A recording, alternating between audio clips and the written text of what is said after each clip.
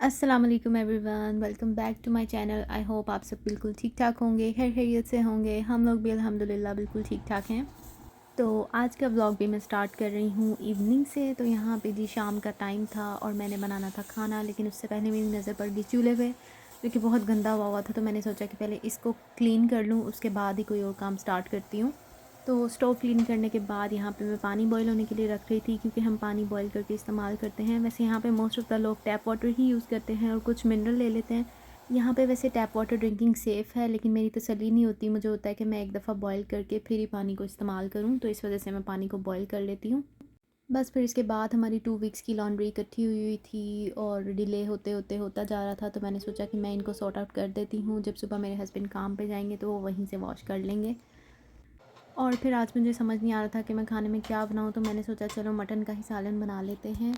तो बस यहाँ पे मैंने मटन जो है वो चूल्हे पे रख दिया था बनने के लिए। और खाना आपको पता है मैं रखने के बाद साथ डिश वॉशिंग करनी होती है, तो मैं फिर इज़हान को कुछ ना कुछ फ्रूट्स वगैरह दे देती हूँ ताकि वो आराम से बैठा रहे और मैं अपने काम उतनी देर में वाइंड अप कर लूँ। तो आज मैं इज़हान को दे रही हूँ डाइस्ड पियर्स। ये भी नेचुरल हैं और शुगर फ्री हैं, और उन्होंने कट करके इसको फ्रूट जूस में स्टोर किया हुआ है। हम घर रहने वाली मदर्स की डेली की रूटीन में यही कुछ होता है, बच्चे को खाना खिला दिया, खाना बना लिया, सफाई कर ली।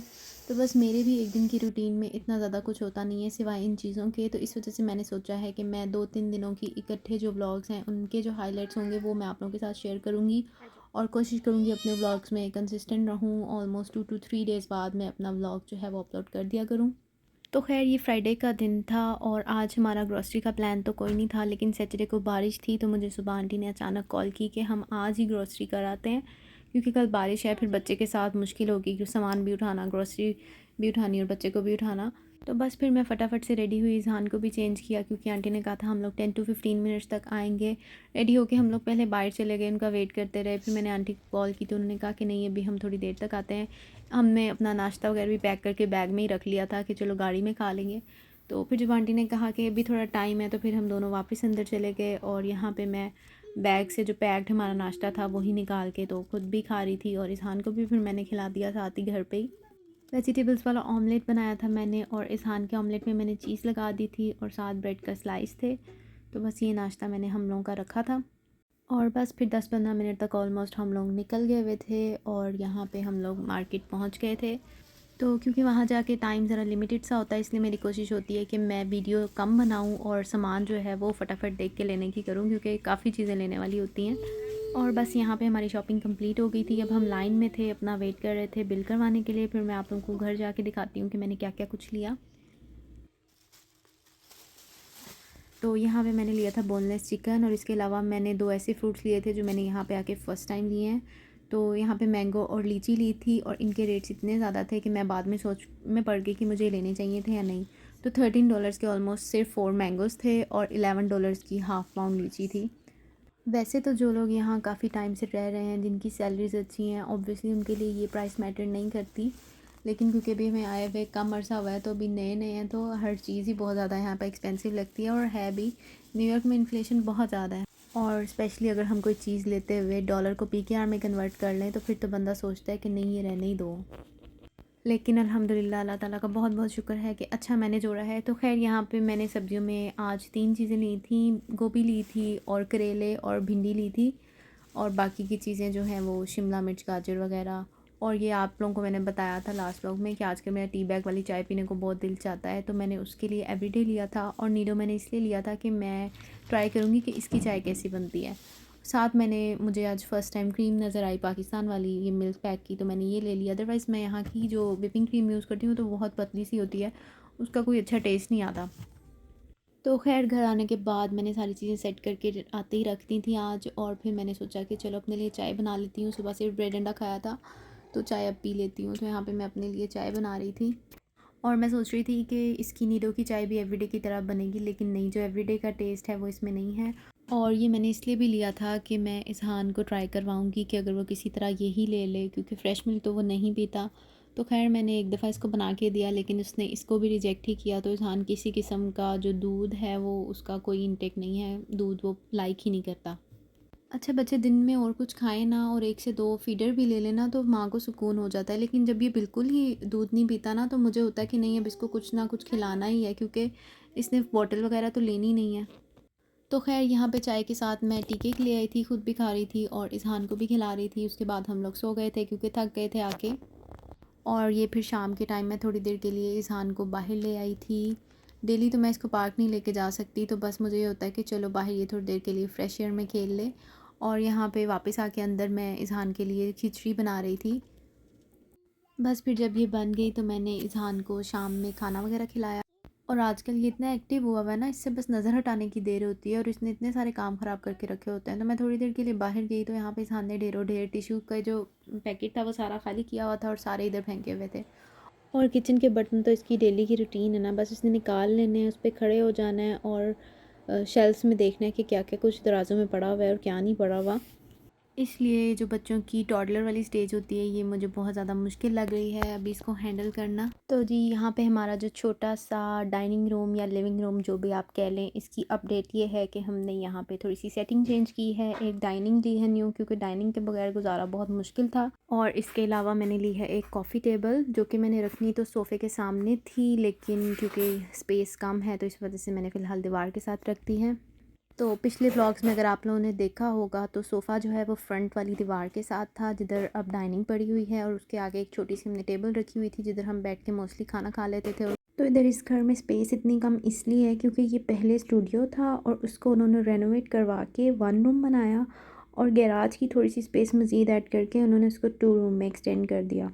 तो खैर ये नेक्स्ट डे मॉर्निंग में मैंने बनाना था नाश्ता और इज़हान एज़ यूजुअल मेरे साथ उठ गया था और रो रहा था कि मुझे उठाओ या मुझे देखो।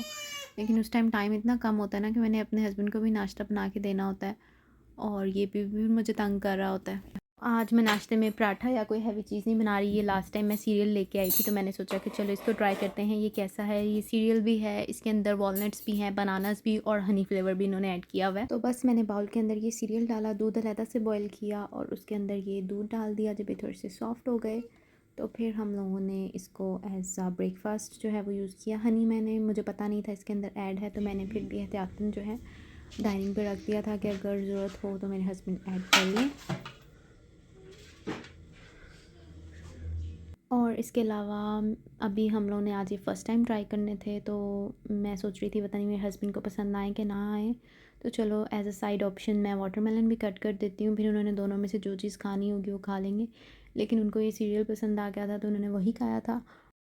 और लंच के लिए मैंने उनको पिछले दिन वेजिटेबल्स वाला और चिकन वाला पास्ता बनाया था, तो वो मैंने पैक करके साथ रख दिया था, साथ 2 वाटर बॉटल्स।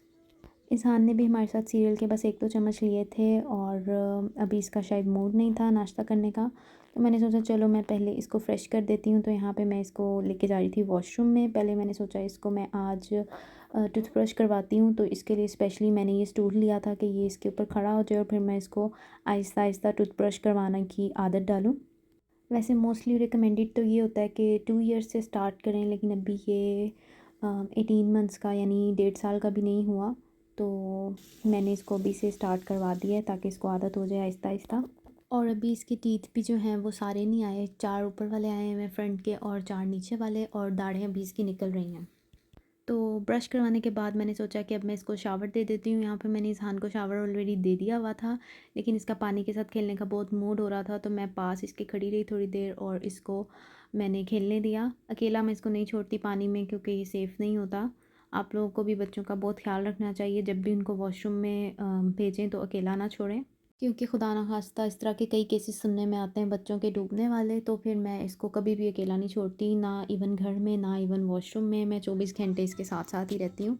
और बस यहाँ पे मैं शावर दे के इसको ले आई हुई थी, अब इसको ड्राई वगैरह करके कपड़े पहनाने थे। और इस एज के बच्चों को कपड़े पहनाना भी बहुत मुश्किल काम है, ये भी बहुत तंग करता है। तो जब तक इसके हाथ में कोई ना कोई चीज़ ना पकड़ाओ तो ये तब तक चुप नहीं करता या टिक के बैठता नहीं है। तो यहाँ पे मैं लास्ट टाइम जब डॉक्टर के पास गई थी और इज़हान की टांगों पे ज़ख़म और वो इचिंग का मसला हुआ था, तो डॉक्टर ने बताया था कि ये एक्ज़ेमा है और उसके लिए उन्होंने मुझे ये मेडिसिन दी थी, तो जो कि रेगुलर 2 दफ़ा इसको दिन में लगानी थी। तो बस मैंने इसको नहला के भी ये भी लगा दी थी, साथ मैंने इसको बॉडी ऑयल लगा दिया था, क्योंकि अभी तक यहाँ पे गर्मी नहीं आई तो काफ़ी ड्राइनेस हो जाती है इसकी स्किन पे। तो जैसा कि मैंने आप लोगों को पहले भी बताया था कि मैं इज़हान के लिए आर्गन ऑयल यूज़ कर रही हूँ। इसको बहुत अच्छा सूट किया है, इससे इसके बालों की ग्रोथ भी अच्छी हुई है। और बस यहाँ पे इज़हान को साफ़ सुथरा करके बिठाने के बाद, इसके बालों में कंघी शंघी करने के बाद, मैंने सोचा कि अब इसको कुछ खिला देती हूँ, क्योंकि इसने तो कुछ भी नहीं खाया हुआ। तो फिर मुझे समझ नहीं आ रहा था, मैंने फिर इसके लिए फटाफट से एक स्क्रैम्बल एग बना लिया था, साथ में एक टोस्ट इसको नाश्ते में दे दूँगी। तो बस डेली की इसकी यही रूटीन है, सुबह उठना, नाश्ता वगैरह करना, थोड़ी देर खेलना और फिर दोपहर में थोड़ी देर के लिए फिर से सो जाना। और जब ये सोता है, अगर मैंने अपना कोई व्लॉग वगैरह एडिट करना हो तो कभी मैं वो कर लेती हूँ, वरना मैं भी कभी इसके साथ सो जाती हूँ। तो बस आज का व्लॉग यहीं तक था। नाश्ता वगैरह करने के बाद इज़हान सो गया था। नेक्स्ट जो मेरा व्लॉग होगा उसमें मैं इसी दिन की इज़हान की शाम की रूटीन और हमारी शाम की रूटीन शेयर करूँगी, और कुछ अच्छी अच्छी रेसिपीज़ भी। तो तब तक के लिए अपना बहुत सारा ख्याल रखिए, दुआओं में याद रखिएगा। मिलते हैं नेक्स्ट व्लॉग में। अल्लाह हाफ़िज़। और चैनल को सब्सक्राइब करना और बेल आइकन को प्रेस करना, और मुझे इंस्टाग्राम पे भी फॉलो करना मत भूलिएगा।